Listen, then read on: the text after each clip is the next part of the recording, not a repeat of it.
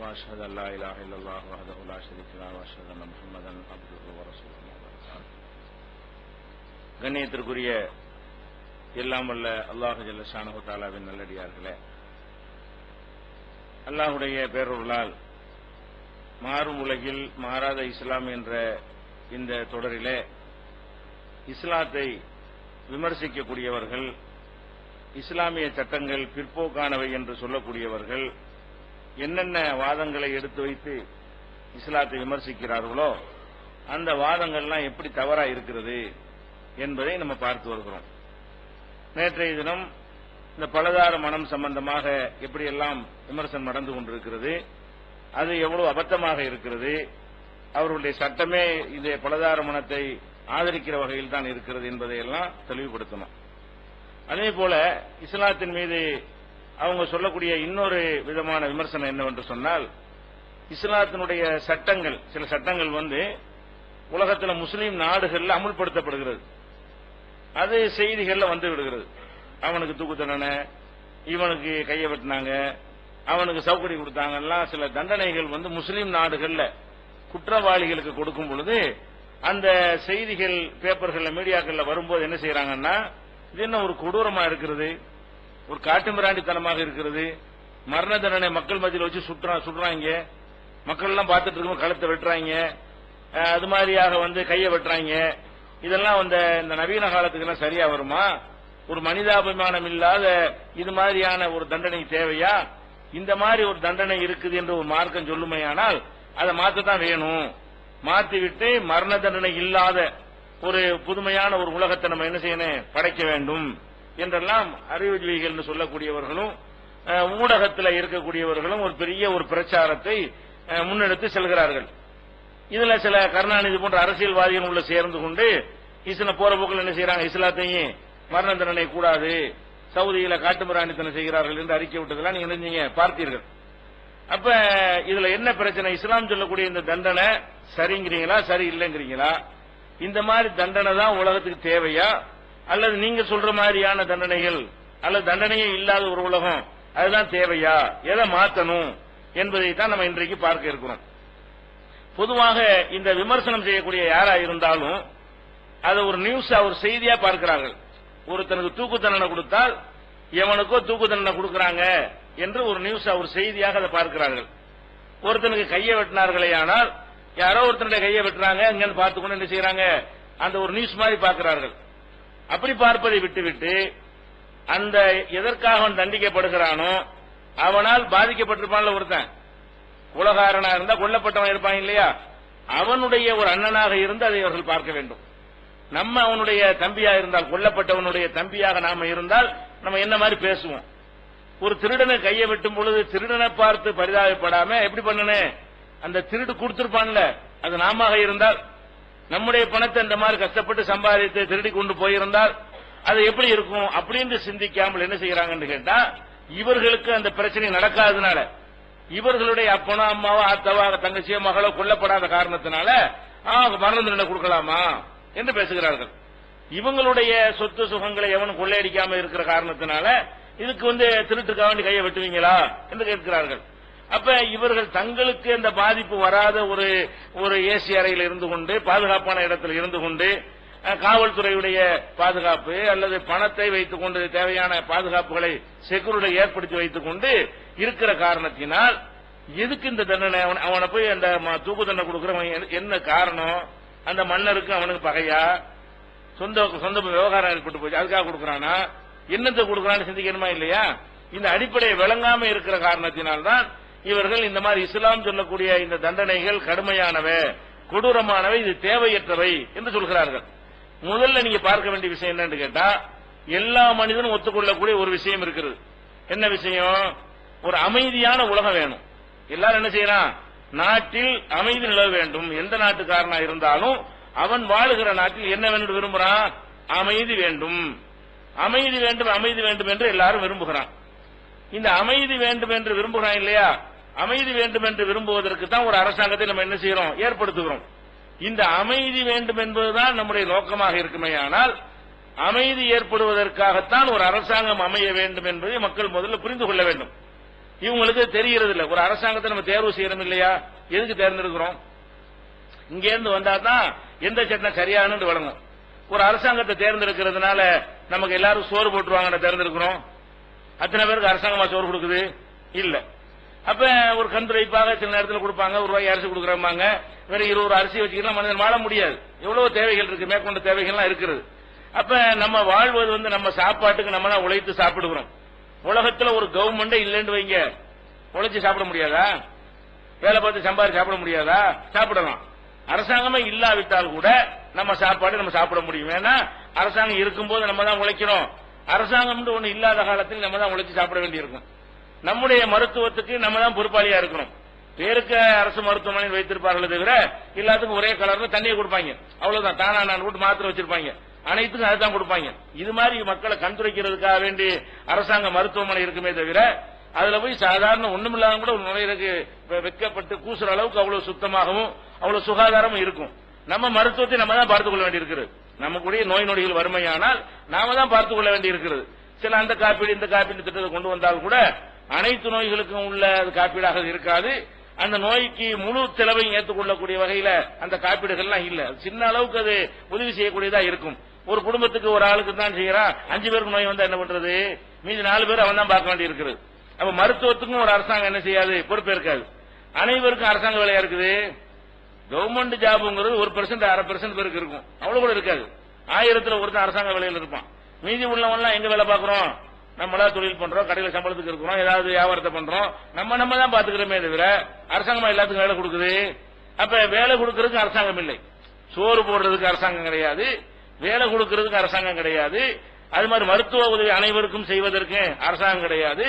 படிப்பு தருவதற்கு அரசாங்கம் நடத்துற படிப்போட தனியார் படிப்பு நல்லா இருக்குங்கிறாங்க. காசு கூட போனாலும் பரவாயில்லைன்னு எங்களுடைய எல்லாரும் சேர்க்கிறான், தனியார்ல கொண்டு போய் சேர்க்கிறான். கவர்மெண்ட்ல படிக்க வச்சா அது மண்டா போயிருவாங்க, தனியார்ல படிக்க வச்சா விவரமா அப்படி அளவுக்கு அரசாங்கம் பேர் எடுத்திருக்கிறது. அப்ப நம்ம கல்விக்காக வேண்டிய இதெல்லாம் இல்லாட்டா கூட இதோட நல்லா நடத்துவாங்க. அரசாங்கம்னு ஒன்று இல்லாட்டா கூட அவன் வியாபாரம் பண்ணிட்டு போறான்னு சொன்னா என்ன செய்வான்? வியாபார கல்வியை இன்னும் சிறப்பான வியாபாரமா பண்ணுவானா, ஆனா நல்லபடியா கொடுப்பான். கல்வி என்ன சிறந்த முறையில் கொடுப்பான். அப்ப கல்விக்காக வேண்டிய அரசாங்கம், கல்விக்காக வேண்டிய அரசாங்கம் கிடையாது. வீடுக்காக வேண்டிய அரசாங்கம், எல்லாத்துக்கும் வீடு தரணுங்கிறா? எல்லாரும் அரசாங்க வீட்டில் இருக்கிறீங்க இல்ல. ஒரு இடத்த ஒரு காட்டுல கொண்டு ஒதுக்கி வச்சுக்கிட்டு இங்க எல்லாம் ஏழைகளுக்கு வீடு தரணும், அந்த காட்டுல எவன் போய் குடியிருப்பான்? இருக்கிற ஊர்ல வீட்டை கொடுத்தா குடியிருக்கலாம். நம்ம அண்ணன் மாமா மச்சான் தம்பி எல்லாத்தையும் விட்டுப்புட்டு, சொந்த பந்தெல்லாம் விட்டுப்புட்டு, வேலை வாய்ப்பு இருக்கிற இடத்தெல்லாம் விட்டுப்புட்டு, தொழிற்சேர இடத்தெல்லாம் விட்டுப்புட்டு, இந்த காட்டுல கொண்டு நாங்க பெரியார் சமத்துவபுரம் வச்சிருக்கிறோம், அங்க அந்த புறம் வச்சிருக்கிறோம் வாங்கன்னு எவன் போவான்? எவன் அதை பிற்காலத்தை விற்கலாம்னு நினைச்சிட்டு இருக்கான். அவன் என்ன செய்வான்? பேருக்கு போய் குடியேறி கொண்டு பூட்டி போட்டு இருப்பான், பின்னாடி விளையாடுனா வித்துக்கிறான்னு வச்சிருப்பானே தவிர இப்படிதான் வீடுகள் அங்க ஒண்ணு இங்க ஒண்ணாக கொடுக்குறாங்களே தவிர மத்த எல்லாரும் 1999 பேர் சொந்த வீட்டுல இருக்கிறோம், வாடகை வீட்டுல இருக்கிறோம். அரசாங்க வீட்டுல நம்ம யாருமே இல்ல, எல்லாருமே என்ன இருக்கிறோம்? அப்ப அரசாங்க வீடா தருது எதுக்கு? அரசாங்கம் நம்ம வீட நம்ம தான் கட்ட வேண்டியிருக்கு, நம்ம தான் சம்பாதிக்க வேண்டியது, நம்ம தான் பராமரிக்க வேண்டியிருக்கு. இடிஞ்சு விழுந்தாலும் நம்ம தான் கட்ட வேண்டியிருக்கிறது. என் வீடு இழிஞ்சிருச்சு, அரசாங்கம் பொறுப்பு கட்டித்தாண்டா கட்டி தருவானா? நம்ம காசை கொண்டே கட்டுறதுக்கு அவ்வளவு கெடுபிடிச்சு அதை சம்ப கொள்ளையடிப்பான தவிர நம்ம காசை வச்சுக்கிட்டு வீடு கட்ட போனா கூட அந்த பிளான் அப்ரூவலுக்கு இவ்வளவு கொடு, அதுக்கு இவ்வளவு கொடு, இதுக்கு அவ்வளவு கொடு, அந்த ஐஐக்கு லஞ்சம் கொடு, பிக்கு லஞ்சம் கொடு, என்ன செய்வாங்க? நம்ம 1 கோடி ரூபாய் வீடு கட்டுறதா இருந்தா 1.5 கோடி ரூபாய் இவனுக்கு கொட்டணும். அரசாங்கத்துக்கு கட்டினாதான் அந்த வீடு கட்டி முடிக்க முடியும். அப்ப வீடு நம்ம வீடு கட்டுறது அவனும் கட்டி தர மாட்டேங்கிறான், நம்ம காசுல கட்ட விடுறான், அவ்வளவு கொள்ளடிக்கிறானு. கவர்மெண்ட் என்ன செய்யறது? அவன் வீடு கட்டினா கூட அதுலயும் சுரண்டதுக்கு தான் அரசாங்கம் இருக்கே தவிர அப்ப இதுக்கு அரசாங்கம் இல்ல. இதுக்கு வீடு கட்டி தருவது அரசாங்கத்துடைய வேலையும் இல்ல, அப்படி செய்யறதும் இல்ல. நமக்கு தேவையான தளவாடங்கள் உங்க வீட்டுல ஏசி, ஃப்ரிட்ஜ், டிவி, கம்ப்யூட்டர், எவ்வளவு விஷயம் ஓவன்லாம் வச்சிருப்பீங்க, இதெல்லாம் அரசாங்கம் வாங்கி கொடுத்ததா? இல்ல. ஏதோ மட்டமா ஒரு லேப்டாப் ஒண்ணு கொடுத்திருப்பாங்க, அவ்வளவு கொஞ்சம் உழைக்கும். எப்போ வந்துட்டு இருப்பாங்களா? தரமாட்டாங்க. அதே மாதிரி ஒரு கலர் டிவி கொடுப்பாங்க, அப்படிங்க டிவி ஒன்று கொடுப்பாங்க, அது இருக்கிறதான்னு தெரியல. இப்ப அது முடிஞ்சு போய் நிறைய வீட்டுல மூத்தா போச்சு. அது இந்த மாதிரி கொடுப்பார்களே தவிர இது அந்த காலத்துல வச்சுக்கிட்டு இருக்கிறான். அவன் எல்சிடின்னு போயிட்டு இருக்கிறான். இந்த மாதிரி முடிக்க 14 இன்ச்சில் என்ன செய்ய மாட்டான்? டிவி எல்லாம் பார்க்க மாட்டான். அந்த அப்படி ஒரு பேருக்கு தருவாங்க. இதெல்லாம் ஒரு சும்மா கண்துடைப்புக்கு இருக்கே தவிர நமக்குள்ள எல்லாத்தையும் அவனா தர்றான். நம்ம தான் பார்த்து பிராண்டு பார்த்து தரம் பார்த்து கேரண்டி பார்த்து நல்ல சமணம் வாங்கி கொள்ளுகிறோம். அப்ப இதுல எந்த ஒன்றுக்குமே அரசாங்கம் பொறுப்பு கிடையாதுங்க.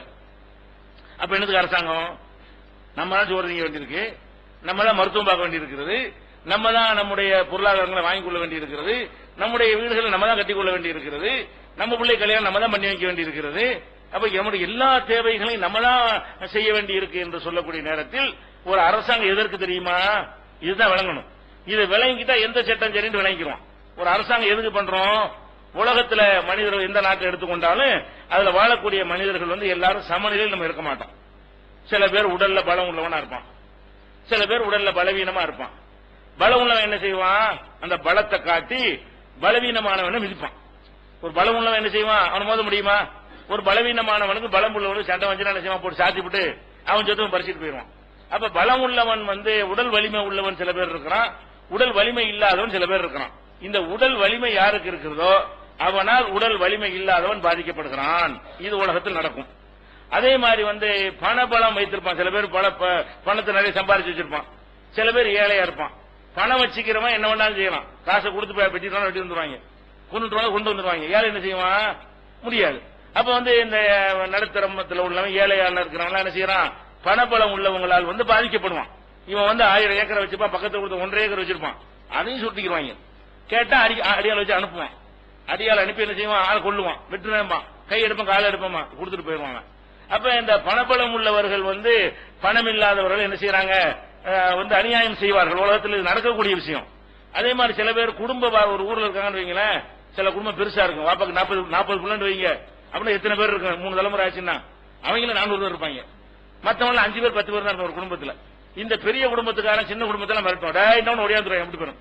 ஏன்னா குடும்பம் பெருசுல அவ அப்பா 3 மணி நேரம் 4 மணி நேரம் வச்சிருந்தாரு வைங்க, இப்படி பெரிய அளவுல வந்து அவங்க அவருக்கும் நிறைய பிள்ளை, ஒரு மகனுக்கு நிறைய பிள்ளை, ஒரு பேரனுக்கு நிறைய பிள்ளை இருந்து இப்படி ஒரு 3 தலைமுறை கடைஞ்சுன்னு சொன்னா அந்த ஊர்களில் சில பேர் பெரிய நம்பரா இருப்பாங்க, அதிக நம்பர் உள்ள குடும்பமா இருப்பார்கள்.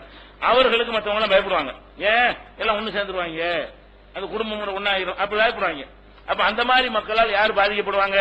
சின்ன சின்ன நம்பர்ல உள்ள குடும்பத்தார்கள் வந்து பாதிக்கப்படுவார்கள்.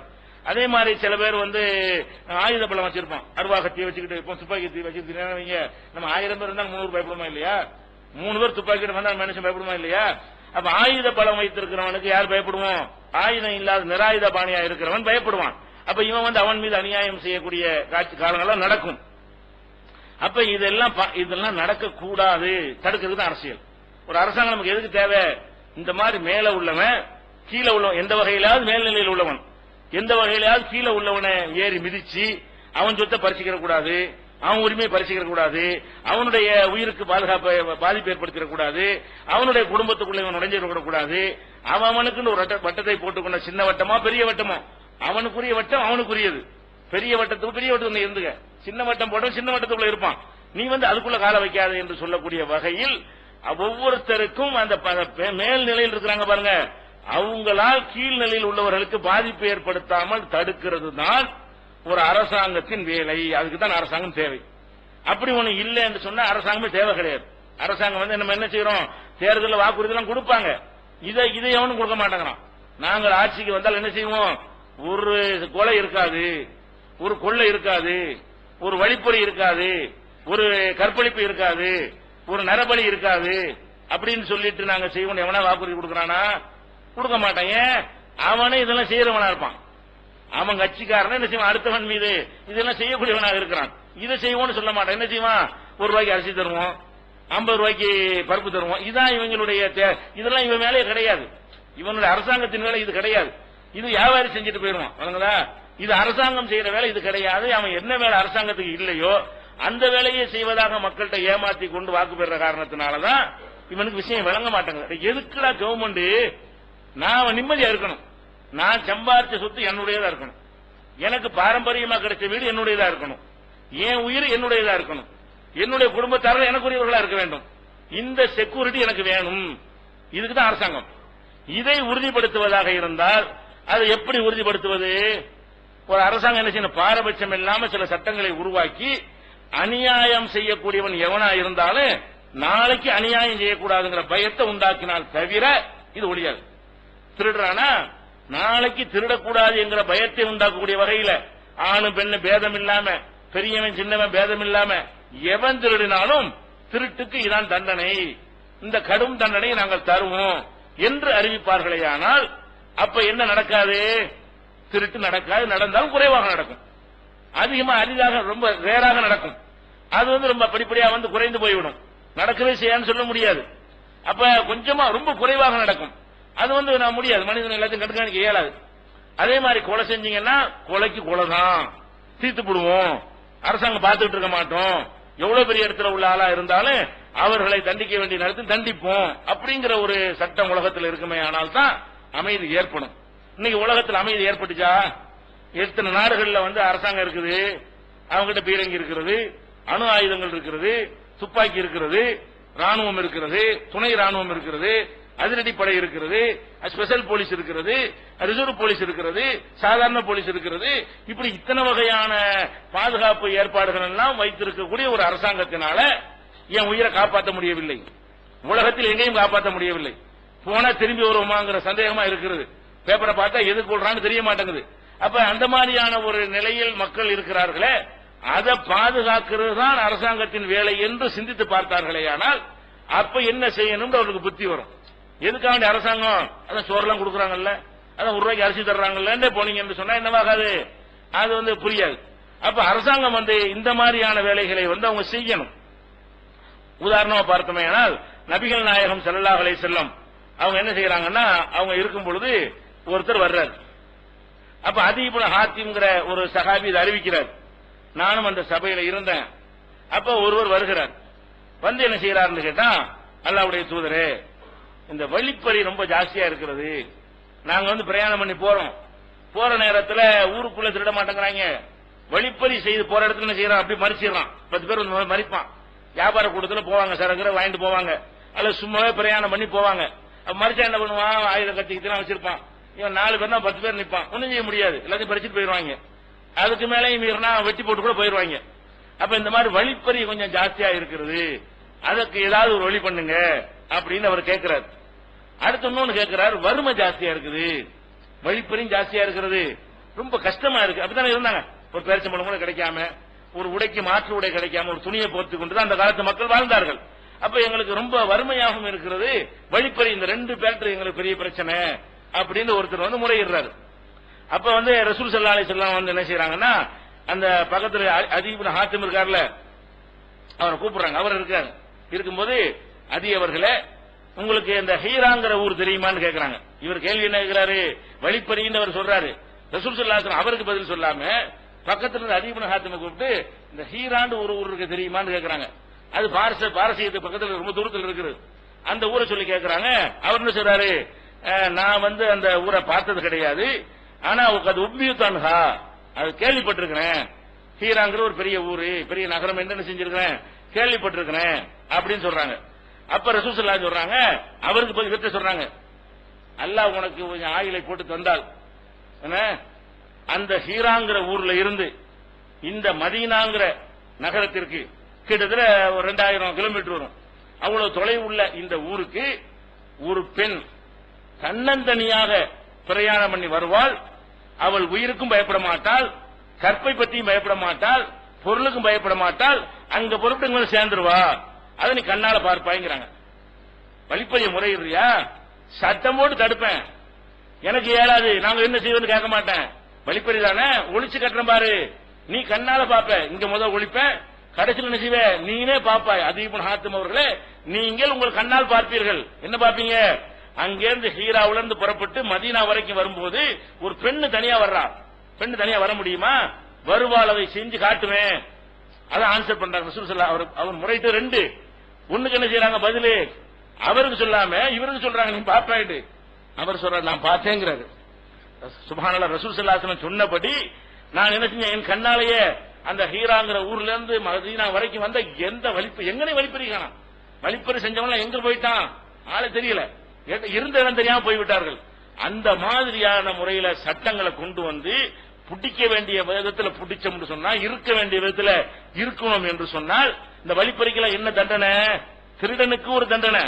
இந்த மாதிரி சமூக விரோத செயல்களை கூட்டமா திட்டமிட்டு செய்யறாங்க பாருங்க, அவங்களுக்கு வேற ஒரு தண்டனை மார்க்கத்தில் இருக்கு. என்ன மார்க்கம் என்ன இருக்குன்னு கேட்டா, யார் இந்த மாதிரி சமூக விரோத செயல்கள்ல அல்லாஹ் ரசூலுக்கு எதிராக போர் செய்கிறார்களோ அவங்களுக்கு சட்டம் என்னன்னு கேட்டா, இன்னமா ஜஸாஉல்லதீன யுஹாரிபூன அல்லாஹ வ ரசூலஹு, அல்லாஹ் ரசூலுக்கு எதிராக போர் செய்கிறார்களே, சமூக விரோத செயல்களில் ஈடுபடுகிறார்களே, அவர்களுக்குரிய தண்டனை என்னவென்று சொன்னால், அவர்கள் சிலுவையில் அறையப்பட வேண்டும், அல்லது மாறுகை வெட்டப்பட வேண்டும்.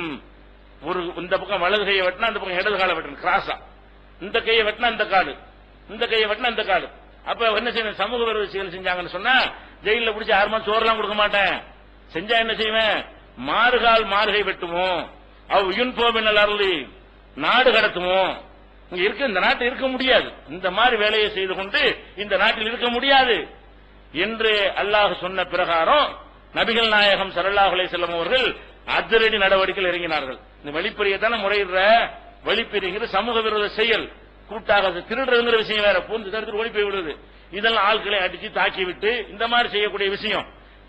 இந்த வசனம் கூட எதுக்கு இறங்குன்னு கேட்டா, நம்ம ஏற்கனவே சொல்லி இருக்கிறோம். அந்த ஒரு கூட்டத்தார் வந்தாங்க, உடம்பு சரியில்லைன்றாங்க, இஸ்லாத்தை ஏத்துக்கிட்டோம், பள்ளியாசல தங்க வச்சிருந்தாங்க, ஒட்டகத்தின் பாலெல்லாம் குடிக்க சொன்னாங்க, குடிச்சாங்க, ஆளை கொண்டு ஓடி போயிட்டாங்க இல்லையா? அவங்களுக்கு தான் அந்த வசனம் இறங்குனது. இவன் திருடம் கிடையாது, இவன் யுத்தம் செய்யறான், ஒரு டைப்பான சமூக விரோத செயலில் ஈடுபடுறான், இவனுக்கு இதைத்தான் செய்யணும் என்று நினைச்சாங்க. ரசூல் ஸல்லல்லாஹு அலைஹி வஸல்லம் இந்த தண்டனையை அமுல்படுத்தினார்கள் அப்படின்னு நசையில் ஆதாரப்பூர்வமான செய்தி இருக்கிறது. அப்ப எதுக்கு இதை சொல்றோம் என்று கேட்டால், நபிகள் நாயகம் ஸல்லல்லாஹு அலைஹி வஸல்லம் அவர்கள் ஒரு அரசாங்கம் எதற்கு என்பது அழகா புரியுறாங்க பாருங்க. அல்லாஹ்வுடைய தூதரா இருக்கிறதுனால, அல்லாஹ்வுடைய மார்க்கமா இருக்கிற காரணத்தினால அவர் கேட்க, அதெல்லாம் முடியாதுப்பா, நான் அங்க வலிப்பு நானே அங்க நிக்க முடியும், ஒரு ஆளுக்கு ஒரு போலீஸ் நிப்பாட்ட முடியும், நானும் பாதுகாப்பு கொடுக்க முடியும், இதெல்லாம் எங்க சக்திக்கு மீறின விஷயம். இது அங்க அப்ப போலீஸ் இருந்துச்சா? தனியா போலீஸா வச்சிருந்தாங்க, தனியா ராணுவம் வச்சிருந்தாங்க. தேவைக்கு கூப்பிட்டா வருவாங்க ராணுவத்துக்கு, மக்கள் தான் ராணுவம். ரசூல் ஸல்லல்லாஹு அலைஹி வஸல்லம் காலத்துல ராணுவ வீரர்கள் தனியா கிடைக்காது. யுத்தம் செய்ய வேண்டிய அவசியம் ஏற்பட்டால் மக்கள்லாம் வாங்கன்னு கூப்பிடுவாங்க, மக்கள் தான் போவாங்க. அப்புறம் யுத்தம் முடிஞ்சது மனிதர்களா இருப்பார்கள். யுத்தத்துக்கு போயிட்டு வந்தா என்ன செய்வாங்க? சராசரி குடிவு சிவிலியன்களா மாறி விடுவார்கள். போர் செய்யும் போதுதான் சோல்ஜர்களா இருப்பார்கள். இப்படியான ஒரு நிலைப்பாட்டில் தான் ரசூல் ஸல்லல்லாஹு அலைஹி வஸல்லம் காலத்துல மக்கள் இருந்தார்கள். ராணுவமே இல்ல, ராணுவம் தனியாக ஒன்று இல்லாத ஒரு நிலையை வைத்துக் கொண்டு எப்படிப்பட்ட நிர்வாகத்தை கொடுத்தாங்க? சொன்னபடி வழிப்பறினா என்னன்னு கேட்கிற அளவுக்கு 2000 கிலோமீட்டர் வழிப்பறி இல்ல, தனியா வரலாம். இன்னைக்கு மண்ணடியில இருந்து திருவள்ளிக்கணி போக முடியுமா? ஒரு மணிக்கு ஒரு பொம்பளை, ராத்திரி நள்ளிரவு 1 மணிக்கு இங்க இருந்து திருவள்ளிக்கணி 1 மணிக்கு ஒரு பொம்பளை போயிட்டு வர முடியுமா? உன்ன ஆளை காலி பண்ணுவாங்க, இல்ல கற்ப காலி பண்ணுவாங்க, நகநட்டு ஓடிவாங்க, ஏதாச்சும் செய்வாங்க. அப்பதான் செய்யறாங்களா? அதை விட்டு சொல்லுங்க. கூட்டமா போகும்போது, பஸ்ல போகும்போது, நடந்து போகும்போது, டூ வீலர் படிச்சுட்டு போயிடறாங்க, கீழே போயிடுறாங்க. என்ன நடக்குதுங்க? நீ தன்னந்தனியா ராத்திரில நீ பாதுகாப்பு கொடுக்க வேணாம். எப்ப என்ன நடந்து கொண்டிருக்கிற ஒரு பெண்ணு போனான்னு சொன்னா அப்படியே பகல் இல்லங்க, மவுண்ட் ரோட்ல இருக்கிறாங்க. மவுண்ட் ரோடு எத்தனை கேமரா வச்சிருக்கீங்க, எத்தனை கண்காணிப்பு இருக்கிறது, எவ்வளவு மக்கள் வரவும் போகவும் இருக்கிறாங்க. அப்படி வர்றான், கழுத்தில் எடுத்து ஓடி போயிடறான் செயின. அப்ப கழுத்தில் செயின் இருக்கிறது எல்லாம் அவ்வளவு தைரியம் எதுக்கு வருது? அப்ப இதை சிந்திக்க மாட்டான். என்ன சிந்திக்கணும்? என்னடா என்னென்னமோ பண்றேன், இது நடந்துகிட்டே இருக்கிறது. மவுண்ட் ரோட பத்தி உனக்கு பயம் இல்ல, கேமரா பத்தி பயம் இல்ல, போலீஸை பத்தி பயம் இல்ல, சட்டத்தை பத்தி பயம் இல்ல. அப்படி செய்யறான் என்ற என்ன காரணம்? உன்னுடைய சட்டம் அந்த லட்சணத்தில் இருக்குன்னு அர்த்தம். இதனால இதை செய்யறான். உன் சட்டத்துல ஏன் திருடுனா என்ன செஞ்சிருவீங்க? சரி திருடி விட்டான், கேமராவில் பார்த்து கை மேமா பிடிச்சு விட்டீங்க, என்ன செய்வீங்க? ஜெயில கொண்டே போடுவீங்க, 6 மாசம் ஜோறு கொடுப்பீங்க, போடான்னு வெளியே அனுப்புவீங்க, தானே செய்ய போறீங்க. அதெல்லாம் திருடுறான், என்ன செஞ்சிருவீங்கிறேன். அவன் என்ன பண்ணுவீங்க? கையை வெட்ட போறீங்களா? காலை வெட்ட போறீங்களா? அவனுக்கு ஏதாவது வேற ஏதாவது செய்ய போறீங்களா? ஒன்னும் செய்ய போறது இல்ல. இந்த மாதிரி ஒரு வேலையை, செயின் பறிக்கிற வேலையை, பியூரோ புள்ளிங்க வேலையை, அல்ல வேற மாதிரி கொள்ளைய ஒருத்தன் செய்தானேயானால் அவனுக்கு நீங்கள் கொடுக்கக்கூடிய தண்டனை என்னவா இருக்கிறது? நம்ம பணத்திலிருந்து சோறு போடுவதாக இருக்கிறது. ஜெயில்னா வேற என்ன அர்த்தம்? நம்ம பணத்திலிருந்து அவனுக்கு சோறு கொடுக்கிறார்கள், அவ்வளவுதான். சோறு மட்டுமில்ல, சோறு, தங்குற இடம், எல்லா விதமான பேப்பர். நம்ம கூட எல்லாரும் பேப்பர் படிக்க மாட்டோம், ஜெயில எல்லாரும் பேப்பர். நம்ம கூட எல்லாரும் சினிமா பார்க்க மாட்டான். மக்கள் நிறைய பேர் சினிமா நமக்கு தேவையில்லை. பொதுவா மக்கள் எல்லாரும் சினிமா பார்த்துட்டு இருக்க மாட்டான். ஜெயில வாரத்துக்கு ஒரு சினிமா இருக்கிறது, சினிமா பார்த்துக்கலாம். முட்டை கரெக்டா, முட்டைக்கு முட்டை வந்துடும், அதுக்கு சுண்டலுக்கு சுண்டல், சாப்பாடு, ரசத்துக்கு ரசம் எல்லாம் கிடைக்கும். ஜெயில கிடைக்காத விஷயமே கிடைக்காது, எல்லாமே இருக்குது. மணி அடிச்சா சோறு, மாமனார் வீடு பாட்டு படிக்கிறாங்க, மாமனார் வீடு மணி அடிச்சா சோறு கிடைச்சு போயிடும். வீட்டுல கூட கிடைக்காது, மாமனார் வீட்டுல கூட கிடைக்காது. அப்ப புது மாப்பிள்ளைக்கு வேணா கிடைக்கும். புது மாப்பிள்ளை கிடைக்கிற மாதிரி என்ன செய்யும்? 6 மணிக்கு காலை சாப்பாடு, 7 மணிக்கு ராத்திரி சாப்பாடு, 12 மணி அடிச்சா பகல் சாப்பாடு எங்க கிடைக்கும்? உலகத்துல ஜெயில தான் கிடைக்கும். அது போக கொஞ்சம் செல்வாக்கு உள்ளவனா இருந்தான்னு சொன்னா கஞ்சாபின்னு எல்லாம் கூட உள்ள கிடைக்கும். சோறு மாத்திரம் கிடைக்காது, கொஞ்சம் செல்வாக்கு விற்கவனா தானே செய்யும். அது கூட என்ன வேண்டாலும் சமூகம் அதுவும் கிடைக்கும். இன்னும் கொஞ்சம் செல்வாக்கு இருந்தா அவன் இடத்துல வேற ஒரு உட்கார வச்சு அனுப்பி பொம்பளைட்டு போக சொல்லி வருவாங்க. சிரிக்கிற நடந்து கொண்டு இருக்கிறது. ஜெயில் அதிகாரிகள் உடந்தையாக இருந்தால் அவனுக்கு மனைவி விட்டு போவதற்கு, வேற மாதிரி போவதற்கோ ஏற்பாடு செஞ்சு உள்ளதான் இருக்கான் ரெக்கார்டு பண்ணி காலைல 4 மணிக்குள்ள வந்துரு அப்படிங்கிற ஒரு அண்டர்ஸ்டாண்டிங்ல வெளியே அனுப்பிட்டு இருக்கக்கூடிய விஷயங்களும் நாட்டில் நடக்கிறது. என்ன ஜெயில்? அப்புறம் என்ன ஜெயிலு? அவன் என்ன செய்வான்? இதுதானே செய்ய போறீங்க, போங்கடா கேமரா வச்சா என்ன மாட்டினா என்ன செய்ய போறீங்க? மாட்டலன்னா அவ்வளவு லாபம், மாட்டினா 6 மாசம் சோறு லாபம், 2 லாபம் தானே. ரெண்டு நஷ்டம் இல்லையா? மாட்டலன்னா அப்படி 20 பணம் எடுத்துக்கலாம். மாட்டிட்டோம்னு சொன்னா சோறு 6 மாசத்துக்கு சம்பாதிக்க தேவையில்லை. அப்ப இந்த மாதிரியான ஒரு சட்டத்தை நீங்கள் வைத்துக் கொண்டிருந்தால் எப்படி போல? இது நல்லது, எது நல்லது? உடிச்சு ஒரு கையை வெட்டுனா அப்புறம் திருடுவான அவன்? அந்த கை தானே திருடுது. இதோட வெட்டி தள்ளுங்க, பாக்குறவனுக்குலாம் திருட்டு போய் என்று. அப்ப அவன் திருட மாட்டான், ரெண்டு இடது கை கொண்டு கூட திருட மாட்டான். ஏன்? நம்ம கேர்ஃபுல்லா இருப்போமே, திருடன் பாரு அப்படி தெரிஞ்சு வருமா இல்லையா? அது ஊரறிய உலகறிய வெட்டுவாங்க. இந்த நவீன காலத்துல வெட்டினா டிவியில காட்டி வெட்டுவாங்க, அப்படி ஆளை 15 பேர் முகமெல்லாம். அப்ப இந்த மாதிரி ஒரு 4 பேருக்கு செஞ்சோம்னு சொன்னா நம்ம திருடனோம்னா கையை வெட்டிடுவாங்கன்னா திருடுவானா? இந்த மவுண்ட் ரோட்ல போகும்போது சங்கிலியை பறிப்பானா? அப்ப உங்களுடைய சட்டம் எந்த சட்டம் தேவைங்கிறீங்க? நாங்க என்ன விரும்புறோம்? நாங்க நிம்மதி. அதுக்கு பதில் சொல்லி நீ அறிவிச்சு எல்லாரும் வச்சுக்க, நீ மனிதாரி மனதில் எங்க குப்பையில கொண்டே போட்டு. நாங்க கேட்கறது என்ன? ஒரு பெண் போய்விட்டு நகையை பறி கொடுத்து திருப்பி வர்றான், அவளுக்கு என்ன பதில்? அவளுக்கு நீ பதில் சொல்லு. முதல்ல சொல்லிட்டு அறிவிச்சு வாழ்த்தலாம் வை. கற்பை இழந்துட்டு வர்றா, பதில் சொல்லு. அவளுக்கு பதில், அவளுக்கு என்ன நியாயம் கொடுக்க போற நீ? அப்ப அந்த மாதிரியாக ஒரு மருத்துவத்துல ஒரு மருத்துவமனையில தகப்பனை சேர்த்து போட்டு மருந்து வாங்க போறான், அந்த பணத்தை அடிச்சுட்டு ஓடி போயிடுறாங்க. மருந்து இல்லாம அவன் செத்து போயிடுறான். மருந்து வாங்க போனவன் திரும்பி வராதனால, பணம் இல்லாதனால ஆஸ்பத்திரியில் சேர்த்து செத்து போயிடுறான். அப்ப நீ ஒரு திருட்டால இத்தனை உயிர் பலியாகிறது, அதுக்கு என்ன பதில்? காலேஜில் மகனை சேர்க்கறதுக்காக பணத்துக்கு அங்கிட்டு கடனை வாங்கி பிச்சை எடுத்துட்டு காலேஜுக்கு பணத்தை கொண்டு அடிச்சுட்டு போயிட்டான பையனுடைய படிப்பு என்ன ஆகுறது? அடைய இந்த திருட்டுங்கிற ஒரு காரணத்தில் ஒன்னு ரெண்டு விளைவா நடக்கிறது. மருத்துவத்துக்கு அந்த பணத்தை கொண்டு போயிருப்பான், அல்லது ஏதோ கடனை கொடுப்பதற்காக ஒரு இடத்துல கடன் வாங்கிட்டு போயிருப்பான், அல்லது பையனை படிக்க வைக்கிறதுக்காக வேண்டி செஞ்சிருப்பான். வெளிநாட்டில் வேலை வந்துருச்சு, அதுக்கு டிக்கெட் எடுக்கிறதுக்காக அந்த பணத்தை போனா சம்பாதிச்சதா தருவான், பையன் தருவாங்கிறதுக்காக வேண்டி டிக்கெட் எடுக்கிற பணத்தை கொண்டு போயிட்டு இருப்பான். சாதா போற போக்கில் அடிச்சுட்டு ஓடி போயிடறானடா. அவன் ஒன்னும் செய்ய மாட்டேங்கிறீங்க. இந்த மாதிரி செய்யறவனுக்கு பயத்தை உண்டாக்க மாட்டேங்கிறீங்க. எங்களை பயந்து வாழ சொல்றீங்க. 8 மணிக்கு மேல நடமாடாதீங்க, 9 மணிக்கு மேல கதவை சாத்திக்கிறீங்க. அவனை போய் உள்ள அவனை ஒன்னும் செய்ய மாட்டேங்கிறீங்க. அப்ப எது நல்லது? இப்ப அறிவிச்சுகள் சொல்லணுமா இல்லையா? ஏன் சொல்ல மாட்டேங்கிறான்? இந்த பணத்தை பறி கொடுத்த இவனா இருந்தா தெரியும். இந்த பேனா பிடிச்சி எழுதுறான அறிவுஜீவி, அல்ல மீடியாக்கள்ல செய்தின்னு வாசிச்சு மக்களை கொடுக்கிறான, அவன் வீட்டுல இது மாதிரி நுழைஞ்சு அவன் கொண்டாடிட்டு இருந்து ஒரு 40 கொண்டு அடிச்சுட்டு போயிருந்தா, அல்லது அவன் பையனை அமெரிக்காவுக்கு அனுப்புவதற்காக பணத்தை கட்டிட்டு போகும்போது ஒரு அமுக்கு அமைக்கிட்டு போயிருந்தான்னு வைங்க, அல்லது இவன் ஒரு இடத்துல விலை பேசி ஒரு இடத்தை வாங்குறதுக்காக வேண்டி ஒரு 5 கோடி ரூபாய் இத்தனை வருஷம் சம்பாதிச்சு கொண்டு போயிட்டு இருக்கான், அந்த இடத்தை பத்திரம் முடிக்கிறதுக்காக வேண்டி அமைக்கிட்டு போயிட்டான்னு வைங்க. யார? இந்த அறிவுஜீவிட்ட. இந்த அறிவுஜீவி கேள்வி கேட்கிறான அவங்கிட்ட எடுத்துட்டு போயிட்டான்னு வைங்க. அப்ப கேட்கணும், என்னடா செய்யலாம்? தலையை வெட்டுமா, கையத்தாண்ட வெட்ட சொல்றோம். நீனாக இருந்தால் நம்ம என்ன கேட்கிறோம்? அந்த திருட்டு பறி கொடுத்தவன் நீனாக இருந்தால் என்ன செய்வ? அப்ப நீ அவன் சாதாரண மக்கள் பாதிக்கப்படுற அவனை பத்தி சிந்திக்கவே மாட்டேங்கிறான். அவன் கை வெட்டு பாவங்கிறான். யாருக்கு பாவம்? ஒரு அயோக்கியனுக்கும் அநியாயக்காரனுக்கு அக்கிரமக்காரனுக்கு பரிதாபப்படுறான. யாருக்கு பரிதாபப்படணும்? எங்களுக்கு பரிதாபப்படணும். திருட்டு கொடுத்தவனுக்கு பரிதாபப்படணும், பாதிக்கப்பட்டவனுக்கு பரிதாபப்பட வேண்டும். அப்ப அந்த மாதிரி இல்லாம என்ன செய்கிறார்கள்? இவங்களுடைய நிலைமை எல்லாம் இருந்து கொண்டிருக்கிறது. அப்ப ஒரு திருட்டுக்கு இஸ்லாம் என்ன சொல்கிறது? அஸ்ஸாரிக்கு ஃபக்து ஐதீஹுமா, நீங்கள் திருடக்கூடிய ஆணா இருந்தாலும் பெண்ணா இருந்தாலும் அவங்களுடைய கைகளை வெட்டுங்கள். குர்ஆனுடைய சட்டம் என்ன? திருடினார்களே ஆனால் 5வது அத்தியாயத்தில் 38வது வசனத்தில் எல்லாம் சொல்லி காட்டுகிறான், திருடக்கூடிய ஆணா இருந்தாலும் சரி பெண்ணா இருந்தாலும் சரி கையை வெட்டிடும். அப்ப எப்ப திருட்டு நடக்கும்? 1-2 நடக்கும். வருஷத்துக்கு 1-2 வருஷத்துக்கு நடக்கும், டெய்லியா நடக்கும்.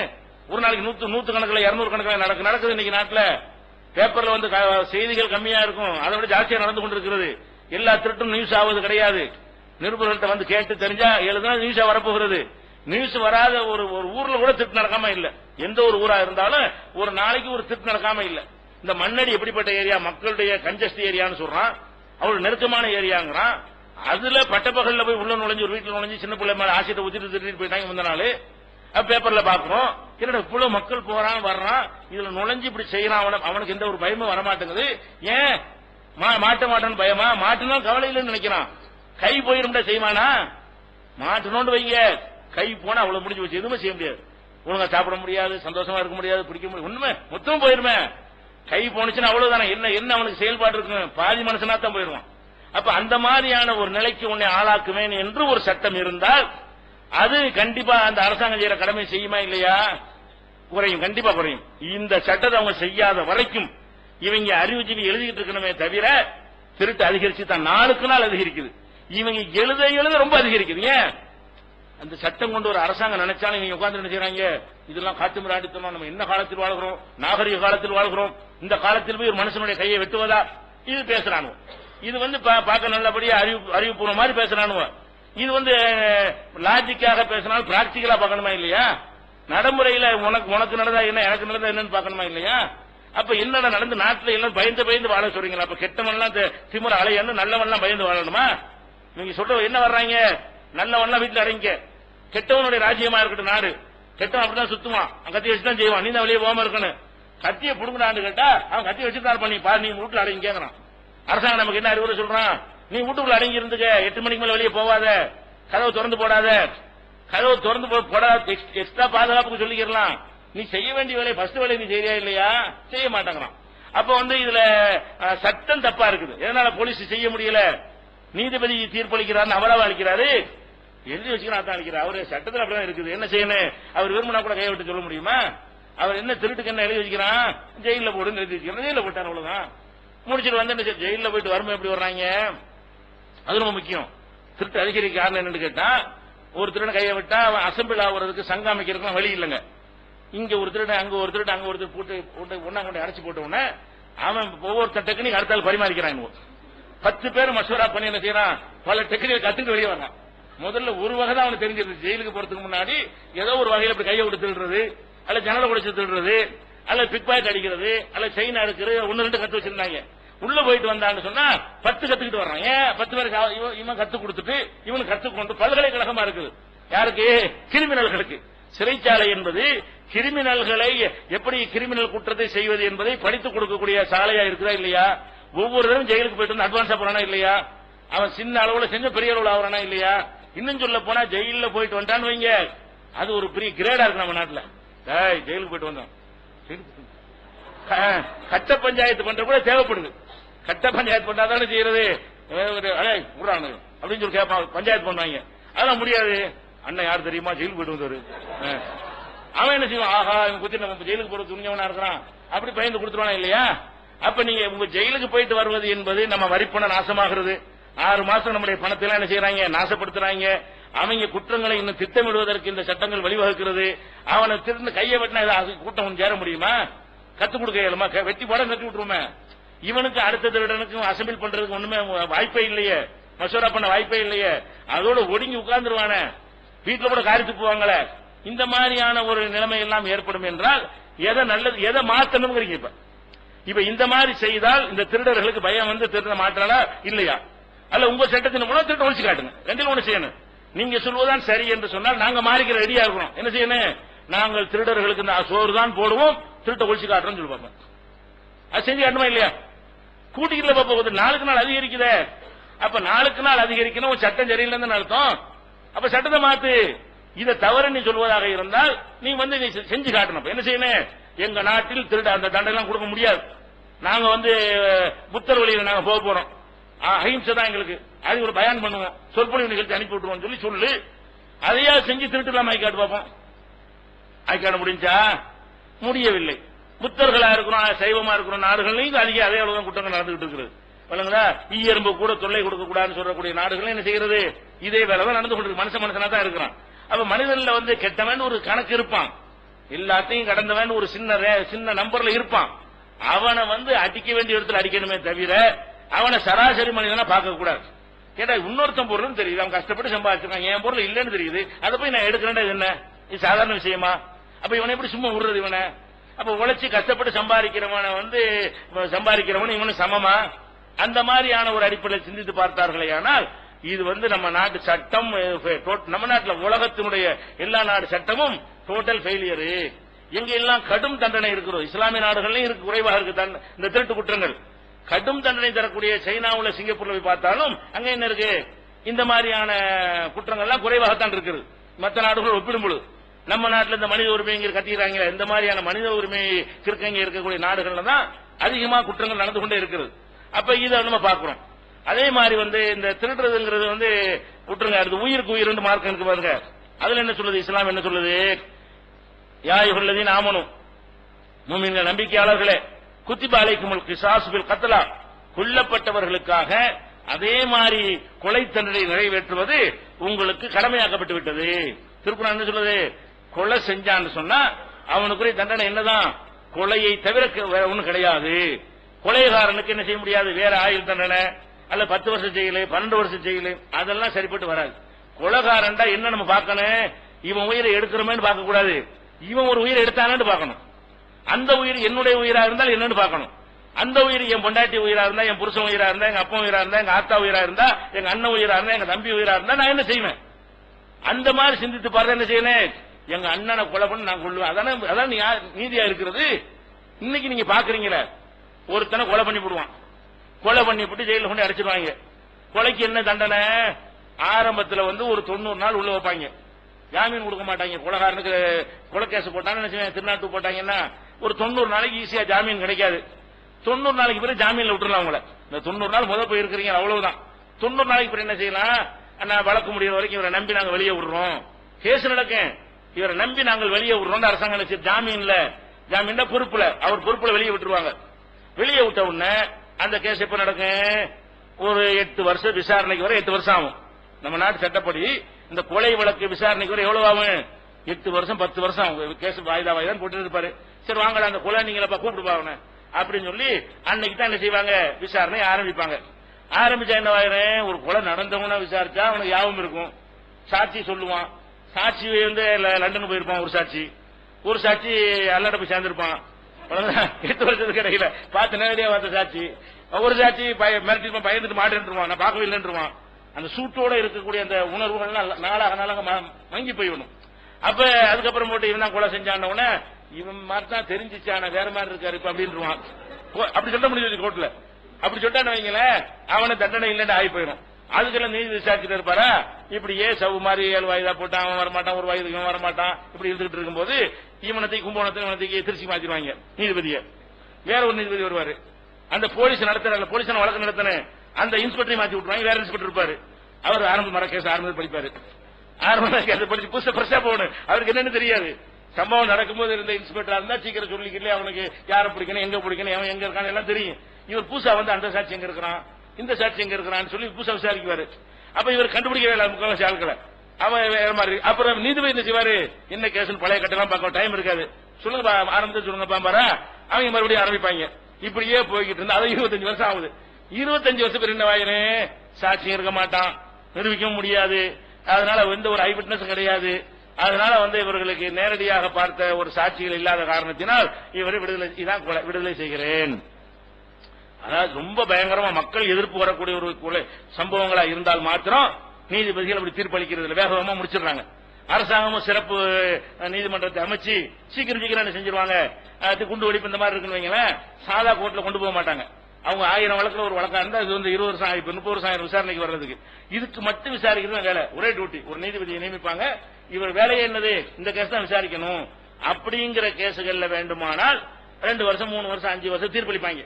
மீதி உள்ள எல்லா வழக்குகளுமே இந்த மாதிரி 90 வருஷம் உள்ள இருந்து வர்றான் பாருங்களேன். அந்த ஜாமீன் விசாரணை கைதியாக, தண்டனை கைதி இல்ல, விசாரணை கைதியாக இருந்து என்ன செய்யறான்?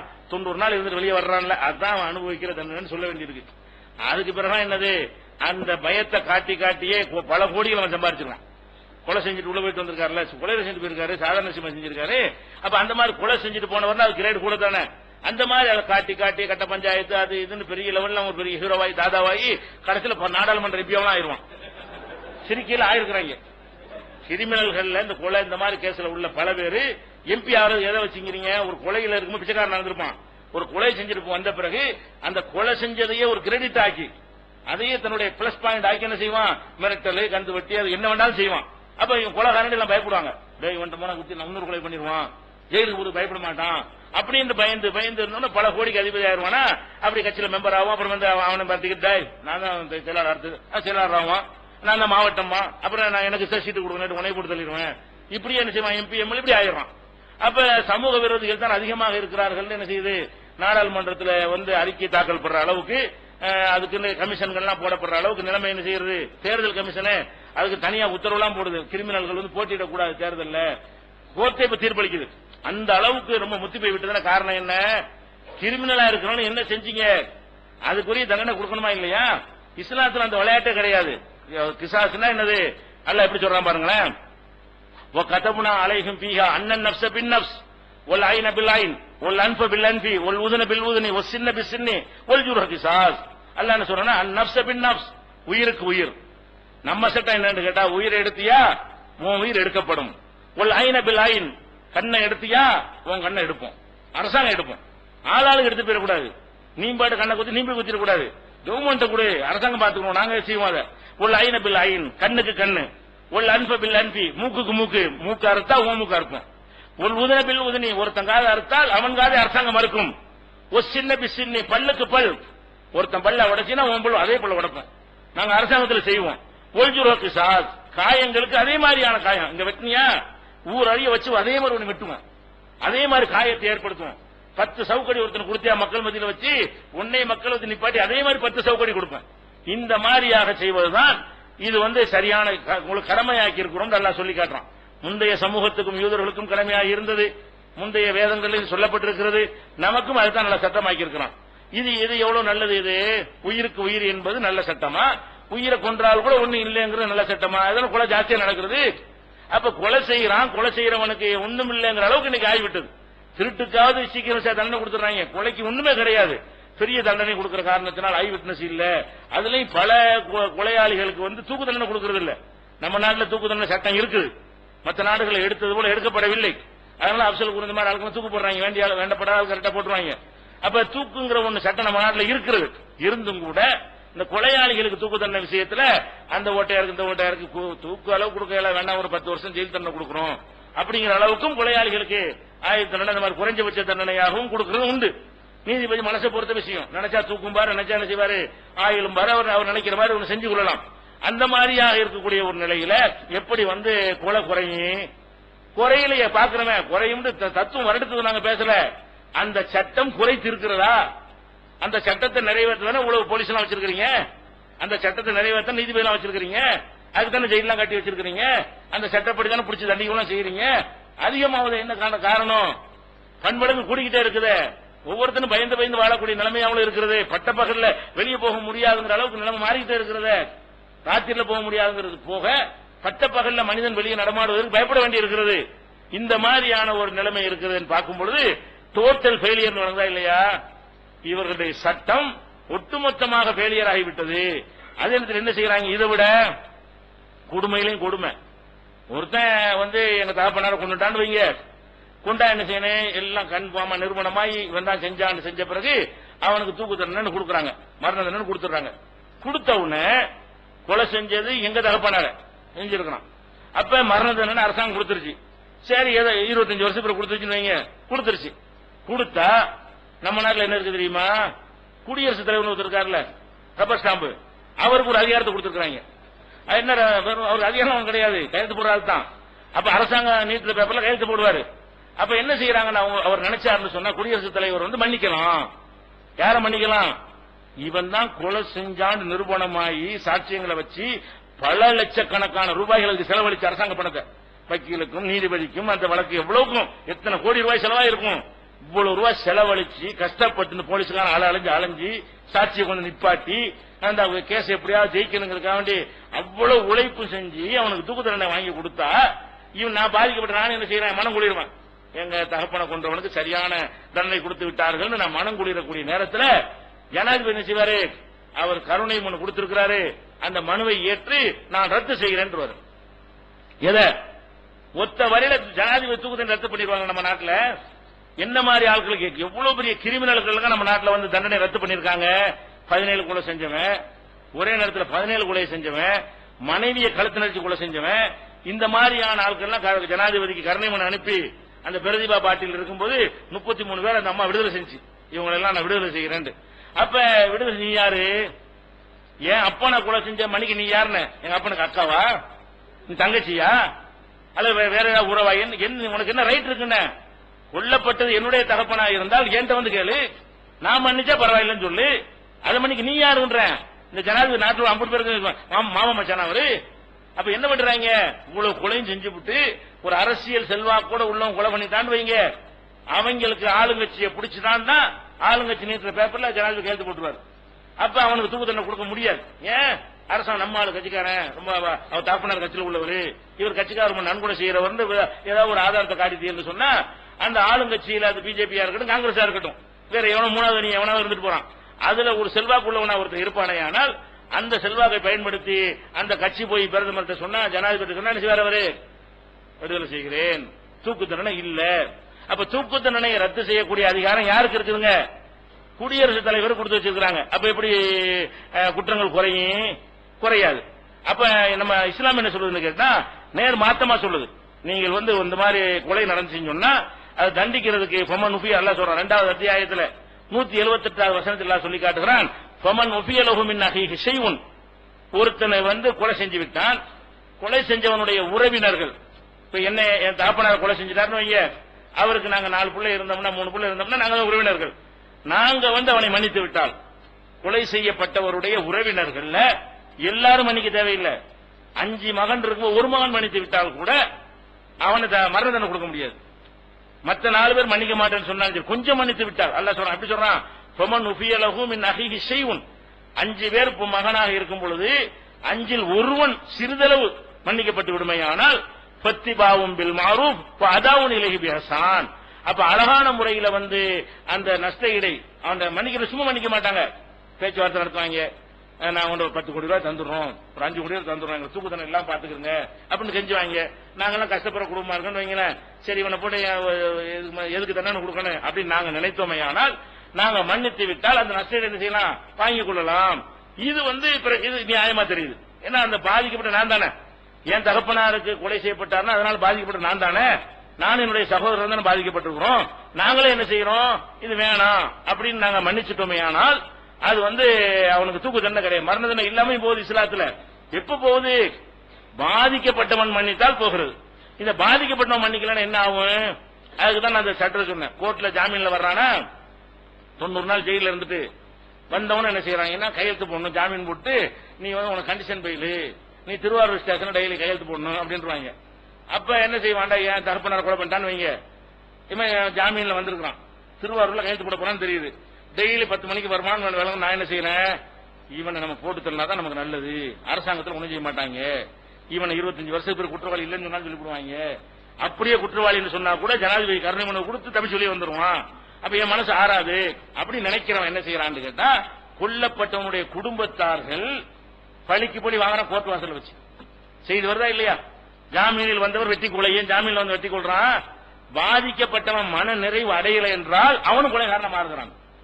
பாதிக்கப்பட்டவன் மனம் குளிர்ந்துட்டா நான் அருவாளை தூக்க மாட்டேன், நான் என்னுடைய அரசாங்கம் பார்த்துக்கொள்ளும் நான் இருக்கிறேன், என் தகப்பனாரை கொலை செய்தவனை அரசாங்கம் பார்த்துக்கொள்ளும் நான் நம்பிக்கையோட இருக்கிறேன். அரசாங்கம் எப்படி பார்க்கிறது, அவனை வெளியே விட்டு பார்க்கிறது, அவனை கருணை கொண்டு அவனை வெளியே அனுப்பி விடுகிறது.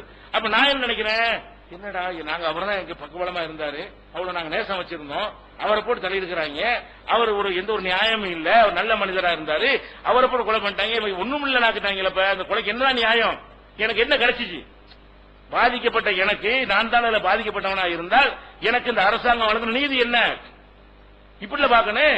அவனை பத்தி கண்டுக்கிற மாட்டேங்கிறாங்க, மரண தண்டனை கூடாது, மரண தண்டனை கூடாதுங்கிறாங்க. அப்பனை செஞ்சா செய்வியா, இந்த மரண தண்டனை கூடாதுன்னு கத்துறவன்லாம் அவன் பொண்டாட்டி அவன் அப்பனை கூட செஞ்சு வயசான கிழவனா விட்டுருவாங்க, உன் மகனை கொலை பண்ணா விட்டுக்குருவியா, உனக்கு 25 வயசு பையன் இருக்கிறான், அவனை இதே மாதிரி போட்டு ஒரு காரணம் இல்லாம கொண்டுட்டு போயிட்டாங்க, நாங்கள் அஹிம்சைவாதிகள், அவனை விட்டு விடுங்கள், நான் கம்ப்ளைண்ட் கூட கொடுக்க மாட்டான்னு சொல்றதுக்கு ஒருத்தன் தயாரா இருக்கிறியா, ஒருத்தன் வரமாட்டான். அவன் மேட்டர் புத்தி வேலை செய்யும், அவனுடைய விஷயம் அவனுடைய மகன் என்றால் என்ன செய்யுது, புத்தி வேலை செய்கிறது. அப்ப என்ன செய்யறோம், இன்னைக்கு நம்ம முஸ்லீம்கள்ல இருக்கக்கூடிய சில இயக்கங்கள் கூட இவங்களோட சேர்ந்து கொண்டு மரண தண்டனை ஒழிப்போம், எதை ஒழிக்க போறாங்களா, அல்லாஹ் எதை இஸ்லாமிய சட்டம் என்று சொல்கிறானோ அதை ஒழிப்போம் என்று பகிரங்கமாக சொல்கிறார்கள். ரெண்டு முஸ்லீம் அமைப்புகள், அரசியலில் ஈடுபடக்கூடிய அமைப்புகள் இதை பகிரங்கமா இஸ்லாத்துக்கு எதிராக யுத்தம் செய்கிறார்கள். அல்லாஹ்வுக்கு எதிராக யுத்தம் செய்யக்கூடிய அல்லாஹ் மரண தண்டனை இருக்குங்கன்னா இவன் இல்ல ஒழிப்போன்னு சொல்லி அவங்களோட சேர்ந்து கொண்டு பேசக்கூடிய காட்சியை பார்க்கணும். அதுக்கு எதிராக கருத்தரங்கு நடத்துகிறார்கள், அவை கலந்து கொள்கிறார்கள் என்று சொன்னால் அப்ப எங்க அவன் எதை மாத்திருக்கிறான், இவன் போய் அதை மாத்தி சொல்றான், இஸ்லாமிய தண்டனையை மாத்திட்டு அதை கொண்டு வாங்குறவங்க இவங்க மாறி போயிட்டாங்க. ஆனாலும் எது மாத்தனு ஓஞ்சிட்டு தான் மாத்தணும், இவெல்லாம் போய் சேர்ந்து கொண்ட காரணத்தினால எல்லாம் இதை மாத்த தேவைப்படாது. உன்னுடைய சட்டம் ஒட்டுமொத்தமாக ஃபெயில் ஆகியிருக்கிறது, ஒட்டுமொத்தமாக தோற்றிருக்கிறது, கடகளவு கூட இந்த சட்டத்தினால் பயன் இல்லை அப்படிங்கிற அடிப்படையில் தான் இஸ்லாம் இந்த சட்டத்தை சொல்லுதே தவிர அதுல ஒன்னும் சொல்ல நல்லா என்ன சொல்றான்னு கேட்டா, வலக்கும் பில் கிசாஜ் ஹயாத் யா உலில் அல்பாப், அறிவுடைய மக்களே, இந்த கிசாஸ்னா அந்த கண்ணுக்கு கண்ணு பல்லுக்கு பல்லுங்கிறோம்ல, உயிருக்கு உயிர், இந்த மாதிரி சரிக்கு சரியாக கொடுக்கிற தண்டனை இருக்குதுல, அதில் தான் ஹயாத் இருக்கிறதா சொல்றான். பார்த்தா மூத்து மாதிரி ஒண்ணு தெரிகிறது. உங்களுக்கு இந்த கிசாஸ் என்கிற இந்த சட்டத்துல ஹயாத் இருக்கிறது. யா உலில் அல்பாப், அறிவுடைய மக்களே, உயிருக்கு உயிர் என்று ஒரு சட்டம் கொண்டு வந்திருக்கிறேன். அதை பார்த்தால் ஒரு உயிரை எடுப்பது கூட உங்களுக்கு தெரியும். உள்ள நுழைந்து சிந்தித்து பார்த்தால் இந்த உயிர், ஒரு உயிரை எடுத்தால் 1000 உயிர் காப்பாற்றப்படும். அடுத்தடுத்து கொலை செய்யணும், பயப்படுவான். கொலை செஞ்சா நம்ம உயிரும் போயிரும். அப்ப நீங்க பாக்குறீங்க இந்த ஒத்தம் போயிருவானு பாக்குறீங்க. படைச்சவனாய நான் பாக்குறேன், இந்த ஒருத்தனை இப்படி செய்யல என்று சொன்னால் இது மாதிரி 1000 பேருக்கு அவன் தைரியம் வரும். 50 ரூபாய் கடனை கொள்ளுவான், ஒரு காதலுக்கு கொள்ளுவான், ஒரு ஈவிட்டு சீங்காக கொள்ளுவான், சின்ன ஒரு குடும்ப தகராறுல தண்ணி முடிக்கிற தகராறு கொள்ளுவான். இவன் பொண்டாட்டிக்கு அவன் பொண்டாட்டிக்கு தண்ணி குடிக்கிற தகராறு வந்தால் அறுவடை எடுத்துன்னு வெட்டுறான். நான் கற்பனையா சொல்ல வெட்டி இருக்கிறான். இந்த நாட்டில் தண்ணி பிடிக்கிற தகராறுக்காக வேண்டி ஒரு மனுஷனை கொள்றியடா, உனக்கு அந்த தைரியம் எங்க இருந்து கிடைச்சு? இவனை பார்த்து கிடைச்சு.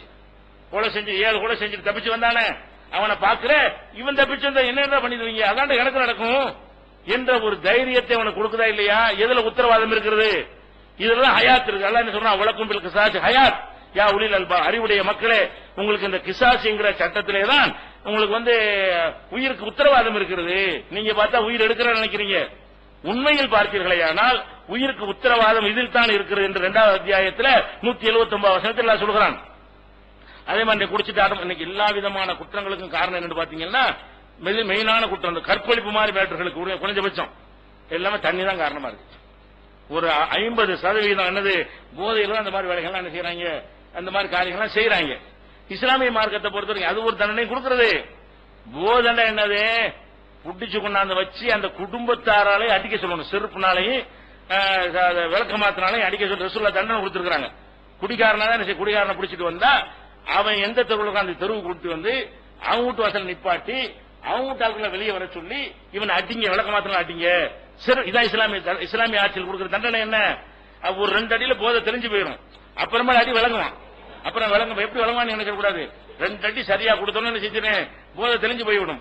தெரிஞ்சு போன என்ன வாயிறேன், அப்ப அவனுக்கு அடிக்கிறது எல்லாம் பார்ப்பாங்களா, காரியத்து மாதிரி இருக்குமா, அந்த குடும்பத்தாய் மானமா போச்சு அப்படி நினைக்குவாங்க. அவனே என்ன செய்வான், இந்த ஒரு காரியத்தை குடிச்ச காரணத்தினால் போதையில் இருந்த காலத்தில் செருப்பாலாம் அடிச்சு விட்டாங்களே, எல்லாரும் நம்மள இந்த மாதிரி பண்றாங்க. இன்னும் சொல்ல போனா குடிகாரனுக்கு அவனுக்கு மூளை செயல் இருந்ததுனால ஒரு வரட்டு தைரியமா திமிரா இருப்பான்.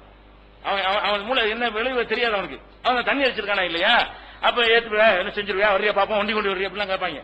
அப்ப இந்த மாதிரி எல்லாம் செய்யக்கூடிய நம்ம கடையில் ஒருத்தர் நின்று பாருங்க, அன்னைக்கு ஒரு கடையில் வந்து செய்யறான், வரியா பாப்போம், சும்மா கடைக்கிட்ட வந்து நின்றுகிட்டு வரியா பாப்போம் வண்டி கொண்டு வாங்குறான், ஒன்னும் நடக்கவே இல்லை. அப்ப வெளியேறி ஒரு அடி தான் கொடுத்தா பிறந்தான். அப்படி பார்த்துட்டு இருந்தாங்க, ஒரு அடி கொண்டி கொண்டியாளர் சொல்றேன், மார்க் அடிக்க இந்த மாதிரி அடிக்கலாம் செய்யலாம், கையகி வெட்டக்கூடாது. அப்ப அதோட ஒரு அடியில் தாங்க கீழே வந்துட்டான். அப்புறமேல அந்த திருப்பக்கம் வர்றது இல்ல. எல்லா கடையிலும் இந்த மாதிரி செஞ்சுட்டு இருந்தவன் அப்பதான் விளையாங்க, எல்லா கடையிலும் இந்த மாதிரி மிரட்டுவான். வியாபாரி பொம்பளை எல்லாம் ஓடுவாங்க, அந்த கடைக்கிட்ட நின்று ஜாமான் வாங்க முடியாது. இந்த மாதிரி செஞ்சுட்டு இருந்தவன் அந்த ஒரு அடி கொடுத்து 3 மாசம் ஆச்சு, நான் பார்த்ததே இல்லை. அந்த தெருவில் அடுத்த தெருவில் ஆளை பார்க்கவே இல்லை. அப்ப இந்த குடிகாரன் நீங்க நினைக்கிறீங்க அவன் வந்துகிட்டு இந்த மாதிரி திமிரா பேசுறான், அவன் விளங்காம செய்யறான். முக்காவாசி விளங்கும், அந்த காவாசி என்ன செய்வான், திமிரா பேசுவான். ஓங்கி சாத்தின உடனே தெரிஞ்சுவான். அப்புறமேல அவனுக்கு என்ன செய்ய, பையன் வந்து குடி போதையில கொடுத்து அட்டி நாளைக்கு இந்த தண்ணி பக்கம் தலை வச்சு படுக்க கூடாதுன்னு அவன் திருந்தி விடுவான். அது ஒண்ணுதான் திருத்தும். இந்த மாதிரி ஒருத்தனை இதுக்கு போய் ஜெயில போட்டு குடி போதையில் கலாட்டான், அதுக்கு முன்னாடி உள்ள போடுறாங்க. குடி போதையில் கலாட்டான்னு உள்ள போய் அங்க கிடைக்காம இருக்குது, அங்கேயும் கிடைக்குது. குடி போதையில் எங்கேயாவது வச்சு கஷ்டப்பட்டா ஈஸியான கிடைச்சிடும். அப்ப குடி போதையில் கலாட்டாக்கு கூட ஜெயில் தான். அப்ப ஜெயில இதுக்கு போடுறீங்க, பெசாம தெருவில் நிப்பாட்டி ஊர் மக்கள் எல்லாம் பாக்குற மாதிரி 2 சாட்சி அனுப்பினா என்ன ஆயிரும், அது ஈஸியா போயிடும். புகாரில 2316 முஸ்லீம்லயும் இந்த அதிசயம் இடம்பெற்றிருக்கு. செருப்புனாலையும் மட்டைகளாலும் நாங்கள் அடிச்சோம் அப்படிங்கிற மாதிரி எல்லாம் இருக்கிற சொல்ல உத்தரவிட்டார்கள். அந்த வீட்டு ஆட்களை வந்து அடிக்க சொன்னாங்களாம். அவன் முண்டாட்டி எல்லாம் மூலம் வந்து அடிக்கணும், ஊருஞ்சேர்ந்து அடிக்கணும். அந்த மாதிரி செருப்பால் அடிக்க சொன்னா திருடுவானா, போதையில தண்ணியில மிதப்பானா? அப்ப தண்ணியில மிதந்து அவன் நினைக்கிறான், தண்ணியில மிதந்தா மக்கள் பயப்படுவாங்கன்னு நினைக்கிறான். பயப்பட மாட்டாங்க, அடிப்பாங்கன்னு பாயிண்ட் விளங்க உங்களுக்கு. நம்ம தண்ணி அடிச்சோம்னா நமக்கு எல்லாரும் பயப்படுவான் அப்படி அவன் நினைக்கிறான். தண்ணி அடிச்சா பின்னி எடுப்பாங்கன்னா யார் பயப்படுறது, அவன் நமக்கு பயப்படுவான். தண்ணி அடிச்சுட்டு பயந்து போவான், நம்ம கிட்டே வரமாட்டா, அவன் ஒதுங்கி போவான், நம்ம ஒதுங்கி போறோம். இப்ப குடிகாரனை பார்த்தா என்ன செய்யறோம், நம்ம இப்படி 7 நான் வந்து ஒதுங்கி போறோம். அப்படி வரக்கூடாது என்பதற்கு மார்க்கம் சொல்லி தருது, நீ அவனுக்கு பயப்படாத, நீ அவன் உனக்கு பயப்படுற மாதிரி யாருக்கும் குடிக்க மாட்டான் என்ற அளவுக்கு ரசூல் ஸல்லல்லாஹு அலைஹி வஸல்லம் என்ன செய்யறாங்க, நம்ம மார்க்கத்தில் சட்டத்தை செஞ்சு இருக்கிறார்கள். இது மாதிரியான தண்டனைகள் வந்தா குடியே நின்று போயிரு. இவங்க நிறுத்துவானா, அரசாங்கத்தில் திறந்து வச்சு குடிக்கவான்னு கூப்பிடுறான். அங்க ஊருக்கு ஊர் டாஸ்மாக் என்ன செய்யறான், கடையை திறந்து வச்சிருக்கான். அப்ப வேணுங்கிறவன் வாங்கி குடிச்சிட்டு போங்கிறான். அப்ப இந்த மாதிரியான ஒரு நாடுகள்ல ஒன்னும் ஒழிக்க முடியாது. அதே நேரத்தில் வந்து இதை மாத்தணுங்கிறாங்கல்ல, இப்ப என்னடான்னு பாத்தீங்கன்னா அளவுக்கு மேல நடந்த பிறகு எல்லா பயிலும் மாறுறான். என்ன செய்யறான், இது வந்து இது இஸ்லாம்னு சொல்லிடக்கூடாது, ஆனா இது கொஞ்சம் கூடுதலா தண்டனை வேணுங்கிற அளவுக்கு எல்லாரும் பேச ஆரம்பிச்சிருக்கான். அவன் தான் மாறவே இல்லை. அந்த விஷயங்களை ஆதாரங்களுடன் செய்யறோம். யார் யார் என்னென்ன மாதிரி பேசியிருக்கிறார்கள், எப்படி எல்லாம் பல்கி அடிச்சிருக்கிறார்கள், இந்த மார்க்க சட்டத்தை சரின்னு எப்படி எல்லாம் சொல்லி இருக்கிறார்கள் என்பது இன்ஷா அல்லாஹ் நாளைக்கு